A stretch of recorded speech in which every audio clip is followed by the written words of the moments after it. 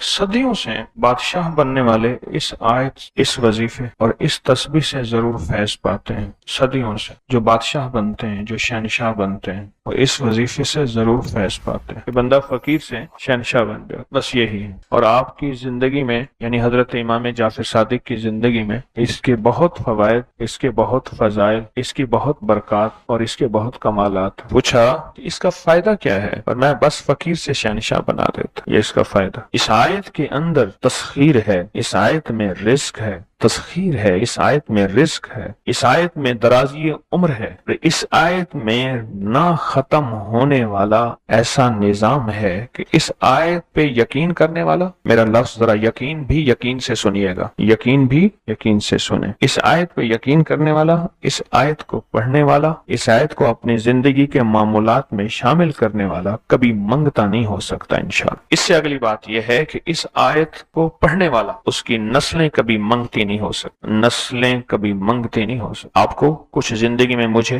ایسے لوگ ملے ہیں کہ جو رئیس تھے، رئیس اعظم، لیکن ان کی نسلیں منگتی بن گئی، منگتی، بھکاری بن گئی، محتاج بن گئی، مفلس بن۔ اس آیت کے پڑھنے والا منگتا نہیں بنے گا، کیوں؟ اس آیت میں، ان دو آیات میں تونگری ہے۔ یہ امام جعفر صادق کا دوسرا قول فرما رہا، جو ان کا فرمان ہے، میں عرض کر رہا ہوں، تونگری ہے۔ اس آیت میں مال ہے، اس آیت میں درازی عمر ہے، اس آیت درازی عمر ہے، اور اس آیت میں غنا ہے، غنا۔ وَأَغْنَنِي بِفَضْلِكَ عَمَّنْ سِوَاكَ، مجھے فضل، مجھے پتا ہے مولا، میں غنی ہوں گا تیرے فضل سے۔ وَأَغْنَنِي، محنت سے نہیں، اس فکرے کو خاموشی سے غور سے سنیں۔ وَأَغْنَنِي، میں غنی ہوں گا اگر تو ہوں گا تیرے فضل سے، مجھے کلمہ نصیب ہوگا اگر ہوگا تیرے فضل سے، مجھے قبر میں نکیرین کے سوال و جواب میں آسانی ہوگی اگر تو ہوگے تیرے فضل سے، اور یہاں تک کہ اگر مجھے جنت ملے گی تو تیرے فضل سے ملے گی، جنت بھی اگر ملے گی تو تیرے فضل سے ملے گی، جنت بھی ملے گی تو تیرے فضل سے ملے گی۔ اس آیت میں، یعنی ان دو آیات میں غنا ہے، غنا ہے اس آیت، اور اس میں ضرورتوں کا پورا ہونا ہے، حاجات کا پورا ہونا ہے، اور اس آیت میں کفایت ہے، کفایت۔ ایک بندے کا کھانا 100 میں پورا ہو جانا یہ کفایت ہے۔ 1 روپے سے میری ضرورتیں پوری ہو جائیں، چاہے تو لاکھ کو میرا روپیہ کر دے تو میرا اللہ چاہے روپے کو لاکھ کر دے، اللہ میرا چاہے کک کو لاکھ کر دے، اللہ میرا چاہے لاکھ کو کک کر، کک تنکا۔ سورۃ توبہ کی آخری 2 آیات، لَقَدْ جَاءَكُمْ رَسُولٌ۔ کسی نے حضرت امام جعفر صادق سے پوچھا کہ حضور یہ فرمائیں کہ سورۃ توبہ کی آخری 2 آیات کے فضائل کیا ہیں، فوائد کیا ہیں، اس کے فوائد اور فضائل کیا ہیں؟ فرمایا بس یہی ہے کہ بندہ فقیر سے شہنشاہ بن جاتا ہے، بس یہی۔ کتنے بڑوں نے، مخدوم نوح صاحب، حالہ سندھ، بہت بڑی ہستی ہیں، مزار ہے، دربار ہے، مخدوم محمد نوح حالہ سندھ میں، ان کی عمر بہت لمبی تھی۔ کسی نے ان سے درازی عمر کا راز پوچھا، فرمانے لگے میری درازی عمر کا راز سورۃ توبہ کی آخری 2 آیات۔ مخدوم نوح یہ دعا کیا ہے؟ وَأَغْنَنِي بِفَضْلِكَ عَمَّنْ سِوَاكَ، اور اس کی طاقت کیا ہے اور اس کی تاثیر کیا ہے؟ مثلاً دعا ہے، آقا کی بارگاہ میں ایک شخص مقروض، پریشان، غربت اور تنگ دستیوں کا مارا ہوا، حالات کا ہارا ہوا، زندگی سے بیزار، زمانے نے اس کو چھوڑ دیا، زمانے نے چھوڑ دیا، اور حضور کی بارگاہ میں حاضر ہوا تو حضور نے فرمایا تو پڑھ اللہم اکفنی بحلالک عن حرامک، اغننی بفضلک عمن سواک، اللہم اکفنی بحلالک عن حرامک، اللہ میری کفایت فرما، کفایت فرما۔ کفایت سے مراد یہ ہے، کبھی وہ ایک بابا جی کہتے تھے کہ نہیں لوڑ دی تھوڑ نہ ہوئے، مجھے جس چیز کی ضرورت ہو وہ ہر وقت مجھے ملتی رہے، اللہ ایسی کفایت فرما، یا کسی کا محتاج نہ رہوں، ایسی کفایت فرما، میں عاجز نہ بنوں، ایسی کفایت فرما، ایک ایک چیز کو ترستا نہ رہوں، اللہم اکفنی بحلالک عن حرامک، پر کفایت کرنے میں میرے ساتھ حلال کے معاملے کرنا تیری تقسیم ہے، تیری ترتیب ہے، اللہ مجھے حلال بھی چاہیے، ایسا چاہیے جس میں وسعت ہو، اور ایسا چاہیے جس میں برکت ہو، اور ایسا چاہیے جو میری ساری ضرورتوں کی کفایت کرتے، ساری ضرورتوں کی کفایت کرتے۔ میرے پاس وہ حال نہیں چاہیے کہ آج ایک چیز ہے دوسری نہیں ہے، دوسری ہے تیسری نہیں ہے۔ ایک صاحب کے پاس ایجنسی تھی، کہنے لگے ایک دفعہ میاں بیوی ہم روٹی کھا رہے تھے، ایک ٹھنڈا سانس نکلا بیوی کا، میں نے کہا کیا ہوا؟ کہنے لگے کہ جب میدا ٹھیک تھا تو کھانا نہیں تھا، اب بیماریاں روگ لگ گئے ہیں، کھانے لاجواب ہیں۔ اس وقت غربت تھی، تنگ دستی تھی، دل چاہتا تھا کھانے کو، طبیعت چاہتی تھی راحت کو، اب وہ نہیں ہے۔ اور جب سے یہ دعا پڑی ہے پھر رب نے وسعت کے دروازے کھولے۔ اس نے ایک وہ ایجنسی لی تھی جو کوئی نہیں لیتا تھا، بالکل کوئی ایسا ادارہ تھا جس کا سارا نظام ختم ہو چکا تھا، وہ ایجنسی لی، کوئی نہیں لیتا تھا، اس نے لے لی، سستی ملتی تھی، لیکن اس کے ساتھ قدرت کی طاقت تھی، قدرت کی قوت تھی، اللہ کا نظام اس کے ساتھ تھا، اللہ کا نظام اس کے ساتھ تھا۔ اللہ مکفنی بحلالک عن حرامک، میں اللہ مجھ سے تجھ سے وہ رزق نہیں مانگتا جو میرا اور میری نسلوں کی کفایت نہ کرے، اللہ وہ رزق مانگتا ہوں جو کفایت کرے، پر حلال مانگتا ہوں، طیب مانگتا ہوں، طاہر مانگتا ہوں، مطہر مانگتا ہوں، حرام نہیں مانگتا۔ حرام جتنا زیادہ ہو جائے ایک وقت آئے گا ختم ہو جائے گا، حرام جتنا پہاڑ بن جائے ایک وقت آئے گا اللہ اس کو ختم کر کے دکھائے گا۔ میں نے ایک جگہ حضرت عبداللہ بن مسعود رضی اللہ تعالیٰ کا فرمان پڑھا، وہ بس ایک دفعہ پڑھا، مجھے نہ بھولا، پھر فرمایا سود کا انجام تنگ دستی اور فقر ہے۔ اور ایک اور صحابی کا قول ہے، اور یہی قول حضرت امام جعفر صادق کا ہے کہ حرام کا انجام فقر اور قلت ہے۔ اللہ مجھے حرام نہیں چاہیے، اور پھر اللہ کہتا ہے اچھا چلو ٹھیک ہے تیری کفایت کر دے۔ اللہ سے ایک بات اور بھی مانگتا ہے، آگے ذرا سنیں، وَأَغْنَنِي بِفَضْلِكَ، مولا مجھے غنی کر دے، مجھے پتہ ہے تیرے فضل سے کوئی غنی ہوگا، محنت کر کے غنی کوئی نہیں ہوگا۔ کمال دعا ہے، وَأَغْنَنِي بِفَضْلِكَ، اغننی، مجھے تیرے فضل سے غنی ہونا ہے۔ میں جا رہا تھا، سیڑھی رکھی ہوئی تھی لمبی بڑی اونچی، اور سر پہ گارے کا تھال تھا اور ایک بندہ چڑھ رہا تھا، میں نے دیکھا میرا کلاس فیلو ہے، وہ اس وقت تک قدم اتنے چڑھ چکا تھا کہ چھت پہ گارا دینے گیا، آگے ایک اور مزدور کھڑا تھا، اس نے چھت کی لپائی ہو رہی تھی، بھوسے والے گارے سے۔ تو جب وہ نیچے اترا تو میں نے اس کو آواز دی، اس نے پہچان لیا، میں نے اس کے والد کو مزدوری کرتے دیکھا تھا اور اس کو سنا تھا کہ اس کا دادا بھی مزدوری کر رہا اور وہ آج بھی مزدوری کر رہا۔ وَأَغْنَنِي، اللہ مجھے غنی کر دے، بِفَضْلِكَ، ہوگا تیرے فضل سے۔ محنت شرط ہے، یہ لفظ ہمیشہ یاد بھی رکھے، غور بھی سنے، محنت شرط ہے، پر محنت پہ فیصلے شرط نہیں ہے کہ محنت فیصلے جو ہیں وہ محنت پہ ہو جائے، نہ ہاں محنت شرط ہے، محنت شرط ہے، محنت پہ فیصلے شرط نہیں ہے۔ کتنے ساری عمر محنت کرتے کرتے کرتے کرتے ساری عمر محنت کرتے بندے ختم ہو گئے۔ وَأَغْنَنِي بِفَضْلِكَ عَمَّنْ سِوَاكَ، اور مولا ایک شفقت یہ کرنا، مجھے کسی کا محتاج نہ کرنا، امن سوا، کسی کے در در کا بھکاری نہ بنانا، کسی کا محتاج نہ کرنا، اللہ کسی کا منگتا نہ بنانا، اللہ کسی کا سوالی نہ بنانا، اللہ مجھے عاجز نہ بنانا۔ وَأَغْنَنِي بِفَضْلِكَ عَمَّنْ سِوَاكَ، اتنی طاقتور دعا ہے، اور دعا کے اندر کی طاقت کو پرکھیں، اندر کے مفہوم کو دیکھیں، اندر کے ترجمے کو دیکھیں۔ آج بھی پڑھیں گے، کل بھی پڑھیں گے، لیکن یاد رکھیے گا اس کی تعداد کو نہ دیکھیں، اللہ کی ہاں قیامت کے دن سننا غور سے، عدد نہیں تولے جائیں گے، عدد کے اندر خلوص اور اخلاص تولا جائے گا۔ اس نے اس عدد کے اندر اس کا اخلاص کتنا ہے، اس کی طلب کتنی ہے، اس کی للہیت کتنی ہے، اس کی تڑپ کتنی ہے، اور اس کا جذبہ کتنا ہے، اللہ کے ہاں یہ تولا جائے گا۔ اور پھر اگلی بات، وہ عمل جس مجاہدے سے کیا جائے گا، جس قربانی سے کیا جائے گا، جیسے آپ چوکنا ہو کے جاگ کے توجہ سے میری بات سن رہے ہیں، اس مجاہدے سے ایک نور ملتا ہے، وہ نور تولا جائے گا، اس مجاہدے سے نور ملتا ہے، اس مجاہدے سے گھروں کو چھوڑا، آپ آخری عشرے کے اعتکاف میں آپ پھر اس وقت جائیں گے جب اعتکاف ختم ہو جائے گا۔ یہ جو قربانی ہے اللہ کے لیے کی ہے، اس مجاہدے پہ جو مجاہدہ آیا، اس قربانی پہ جو قربانی آئی، کبھی جاگنے کی، کبھی ٹیک ہٹانے کی، کبھی توجہ کرنے کی، کبھی اپنی چاہتوں کو توڑنے کی، اس پہ نور ملتا ہے۔ یہ نور قیامت کے دن ترازو میں تولا جائے گا۔ وَأَغْنَنِي بِفَضْلِكَ عَمَّنْ سِوَاكَ، مولا مجھے غنی کر دے، اور مجھے پتہ ہے غنی تیرے فضل کے بغیر کوئی نہیں۔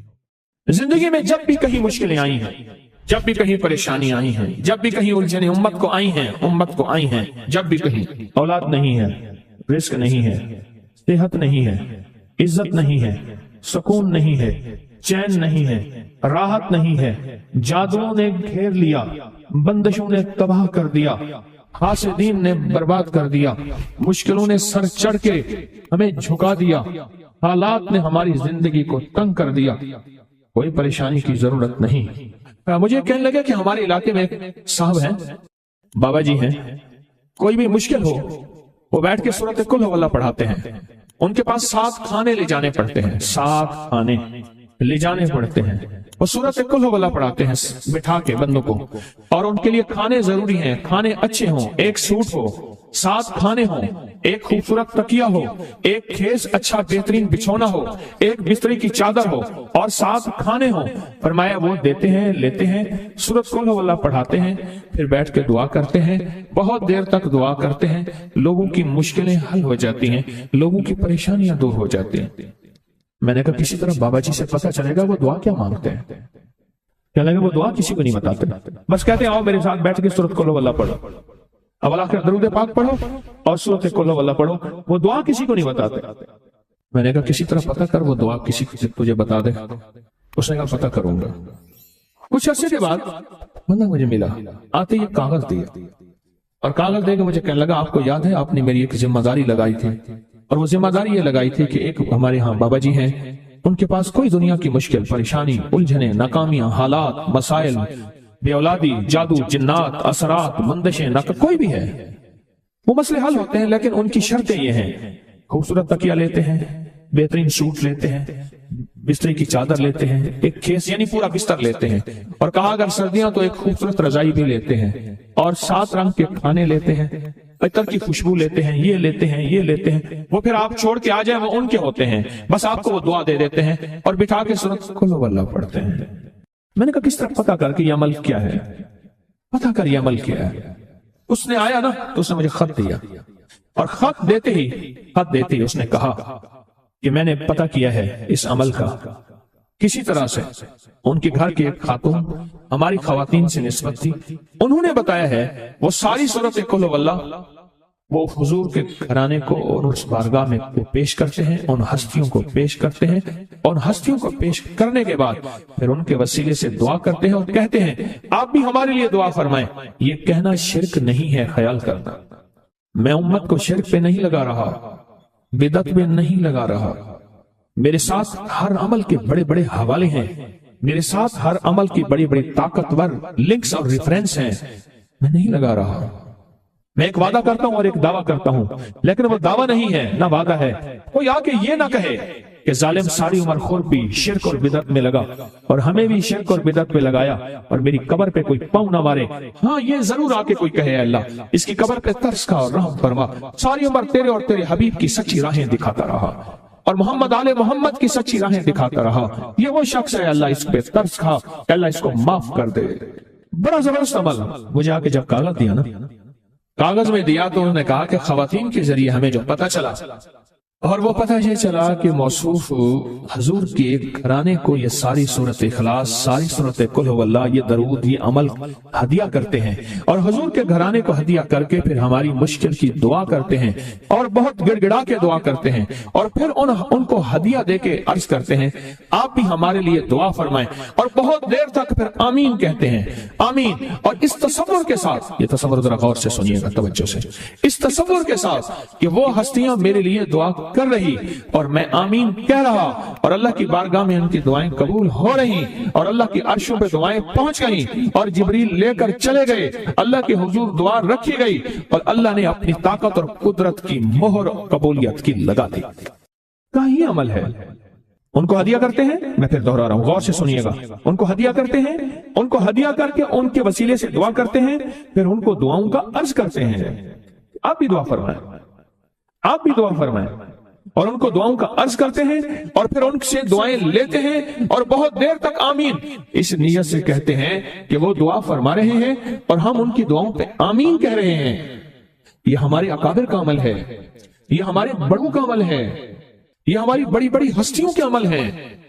میں اس لیے کہہ رہا ہوں میری کوشش ہوگی کبھی آپ کو شرک اور بدعت پہ نہ لگاؤں، میں اس لیے کہہ رہا ہوں میری کوشش ہوگی امت کو وہ خیر کے عمل بتاؤں جو عموماً لوگ چھپا کے چلے جاتے ہیں، جو عموماً لوگ اپنے تک رکھتے ہیں، میری کوشش ہوگی۔ میں نے آج تک حضور کے گھرانے کو ہدیہ پیش کیا ہو، میں نے آج تک حضور کے گھرانے کو تحفہ پیش کیا ہو، میں نے آج تک حضور کے گھرانے کو نذرانہ پیش کیا ہو، اور حضور کے گھرانے کی طرف سے مجھے خالی ہاتھ لوٹایا گیا ہو۔ ممکن ہی نہیں، ممکن ہی نہیں کہ خالی ہاتھ لوٹایا گیا۔ حضور کے گھرانے کے ساتھ ساری کائنات کی محبتیں ہیں، حضور کے گھرانے کے ساتھ ساری کائنات کا تعلق ہے۔ اور یاد رکھنا، انسان بعض اوقات اپنا غم برداشت کر جاتا ہے، اپنی اولاد کا غم برداشت نہیں کرتا، اور بعض اوقات اپنے معاملے میں معاف کر دیتا ہے، اولاد کے معاملے میں بہت غم دل کو کھا جاتا ہے۔ میرے حضور کے گھرانے کو جو ہدیہ دے گا، میرے حضور کے گھرانے کو جو تحفے دے گا، میرے حضور کے گھرانے کو جو اعمال دے گا، حضور کے گھرانے کو یہ ہدیے، یہ اعمال، یہ تحفے زندگی بھر اس کو سرنگو نہیں ہونے دیں گے، زندگی بھر اس کو ناکام نہیں ہونے دیں گے، اور زندگی بھر اس کو کامیاب۔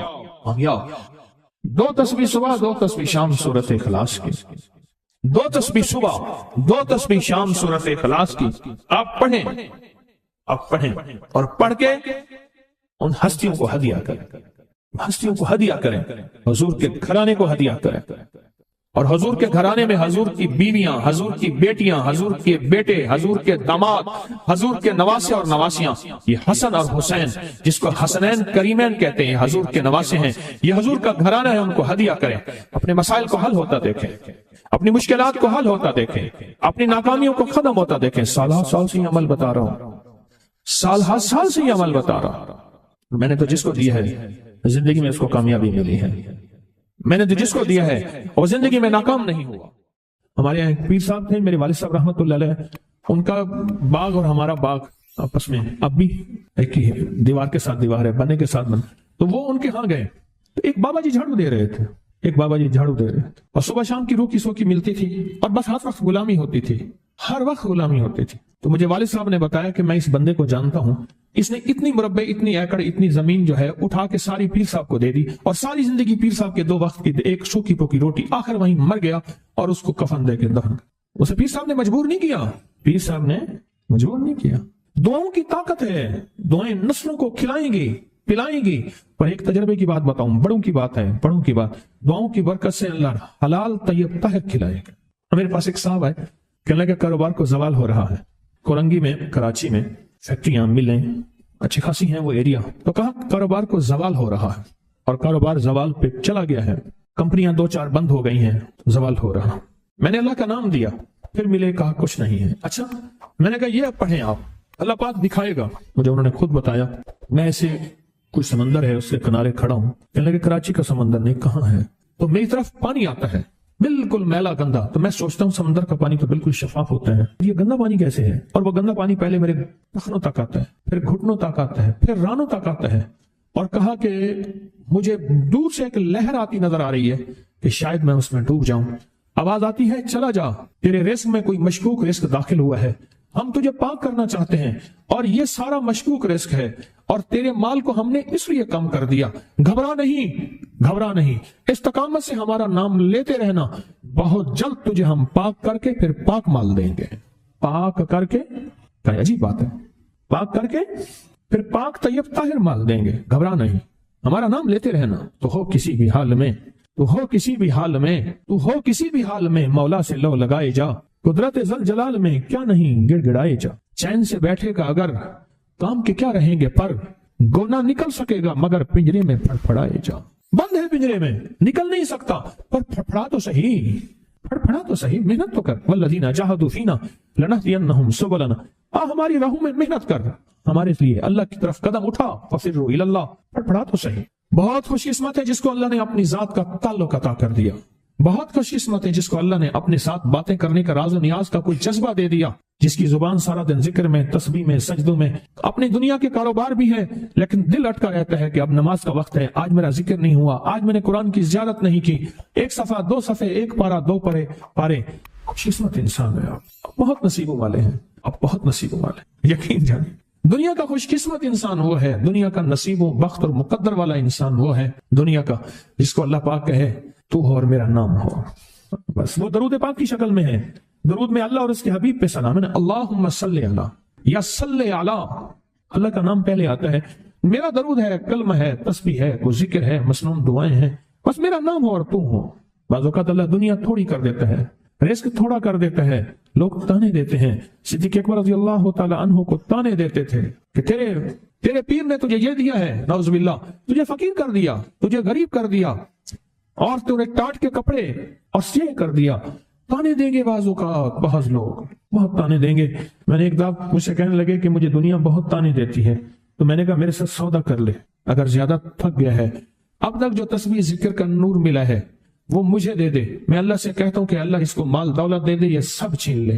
کہا نہیں، یہ سب کچھ تو اس کے پاس بھی ہے جس کو کلمہ نصیب نہیں ہوا، یہی تو میرے پاس ہے، اگر یہ مجھ سے چھن گیا تو باقی میرے پاس بچے اور رہے گا کیا؟ بچے اور رہے گا کیا؟ بچے اور رہے گا کیا؟ آپ سارا دن بیٹھ بیٹھ کے اپنے بارے میں سوچا کریں کہ اللہ تُونے مجھے کن راہوں پہ لگا دیا، کن راستوں پہ لگا دیا۔ پیر خانے سارے اچھے ہیں، ہمارے دل میں سب کا احترام ہو، لیکن اللہ تو نے مجھے کون سے پیر خانے پہ لگا دیا جو مرشد اللہ سے مانگنا سکھاتا ہے؟ کہتا ہے اگر میں مر بھی جاؤں، اس دنیا سے رخصت ہو جاؤں، موت آخر ہے، تو پریشان نہ ہونا۔ کہا کہ وہ ایک راہیں دے کر گیا ہے، انہی راہوں پہ چلنا ہے۔ ایک وقت تھا پیر صاحب تھے، تعویذ دیتے تھے، تھپکی دیتے تھے، دعا کر دیتے تھے، اللہ میرے کام بنا دیتا تھا۔ پیر گیا، دعا بھی گئی، تھپکی بھی گئی، تعویذ بھی گیا۔ نہیں، پیر جائے پر پیر کا رب تو ہے نا، فَأَيْنَ اللَّهُ، اللہ کہاں جائے گا؟ پیر کا رب تو ہے، اور اصل وہی ہے۔ کل من علیہا، ساری چیزوں کو فنا ہے، اسی کی ذات کو بقا ہے۔ کتنے خوش قسمت ہیں، اللہ نے مجھے اپنا نام نصیب کر دیا، اللہ نے مجھے اپنا نام نصیب کر۔ ایک صاحب میرے پاس آئے، کہنے لگے مجھ سے ذکر نہیں ہوتا، تسبیح نہیں ہوتی، کچھ نہیں ہوتا، میں ذکر کرنے لگتا ہوں گالیاں آ جاتی ہیں، میں ذکر کرنے لگتا ہوں میرے منہ پہ گالیاں آ جاتی ہیں۔ کہا کہ میں دیتا نہیں ہوں، پر منہ پہ زبان پہ گالی جاری ہو جاتی ہے۔ آپ لفظ پہ غور کیجئے، گالی جاری ہو جاتی ہے، میں دیتا نہیں ہوں، زبان پہ گالی جاری ہو جاتی ہے۔ تو ممکن ہے کہ میری زبان پہ ذکر ہو۔ میں نے اس سے پوچھا کہ کیا کرتے تھے؟ اس کا کوئی پیشہ ہے مناسب نہیں۔ والد کیا کرتا تھا؟ اس کا بھی پیشہ تھا، اس پیشے کا اثر، اس رزق کا اثر، اللہ نے اپنا نام چھین دیا۔ دولت ہے، سب کچھ ہے، مال ہے، دنیا میں ظاہری عزت ہے، پر اللہ نے اپنا نام، اپنے نام کی لذت، اپنے نام کی حلاوت چھین، اپنے نام کی حلاوت چھین۔ اسے کہا صرف اور صرف درود پاک پڑھ، بس صرف درود پاک۔ پھر نہیں پڑھ سکتا۔ میں نے کہا پڑھے گا انشاءاللہ۔ میں نے اسے عرض کیا کہ میرے سامنے 11 دفعہ بیٹھ کے درود پاک پڑھ، جو درود تجھے آتا ہے 11 دفعہ بیٹھ کے پڑھ، درود پاک پڑھ۔ اور 11 دفعہ پڑھا، اس کی زبان پہ نہیں آ رہا تھا، آتا تھا پر زبان پہ نہیں آ رہا تھا۔ اس نے پڑھا پڑھا پڑھا، اور اللہ کے نام کی برکت ہے۔ کیوں میں نے درود کیوں بتایا؟ کہ اللہ کے نام کی برکت ہے کہ درود پاک وہ واحد عمل ہے، فرمایا اگر ریاکاری، دکھاوے کی نیت سے بھی پڑھو، اللہ کہتا ہے قبول ہے۔ دکھاوا، ریاکاری، لوگ مجھے نیک کہیں، لوگ واہ واہ کہیں، اللہ کے لیے نہیں کر رہا، حالانکہ یہ عبادت کبھی بھی اس کی بارگاہ میں قبول نہیں ہے، کبھی بھی قبول نہیں ہے جو اللہ کے لیے نہ کی جائے۔